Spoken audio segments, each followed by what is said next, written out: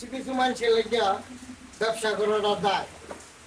বাকি নেওয়ার সময় এত মিষ্টি মধুর কথা করে নেয়, কিন্তু টেয়া দেওয়ার সময় তাগর জলে অটো ড্রাইভার আর মিশু ড্রাইভারের যারা বাকি কিন্তু তার চতুর্ষ্টি করে আহল নাই, কারণ সেটা খাইতে হয় না, তারা আবার বাইকে দিব করতে। আর কিছু কিছু অটোর মা হাজবেন্ড আছে একবার টেয়া দেওয়ার সমর্থন আছে, কিন্তু তারপরে দিত না, খাচ্ছিরাম করবে, কারণ এটা হচ্ছে তাগর বংশগত স্বভাব। তাদের বংশ যদি ভালো হইতো তাহলে এরকম করবেন না।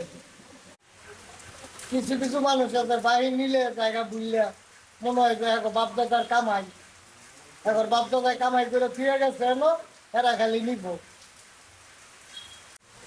আর বাকি নিতে এরা এত রান্না বান্না কথা করবো, হ্যাঁ করছে একটু সলিড মানুষ আর কেউ না, কিন্তু হ্যাঁ করছে পানাদার রয়েছে এটা ঠিক এখন মনে হয় খায় না, কথার বেলা আবার আগে খায়। আল্লাহ করে হেদায়ত করো। 1,00,000 কোটি টাকা দান করার চাইতে 1 টাকা ঋণ পরিশোধ করা উত্তম। রোজা নামাজ যাই কিছু করো, আল্লাহ নামাজ ঋণ পরিষ্কার না করে তাহলে জান্নাতি হইতে পারতো না। আর কিছু কিছু লোক আছে এরা মানুষের ঋণ নিয়ে বুঝলে জায়গা, কারণ আবার কিছু কিছু লোক আছে এখন বাপ দাদার ওই মানুষের লোকে বাটপারি করছে, তো হেরা করছে না কেরবো, এই কারণে এরা টিয়া পয়সা বুঝায়।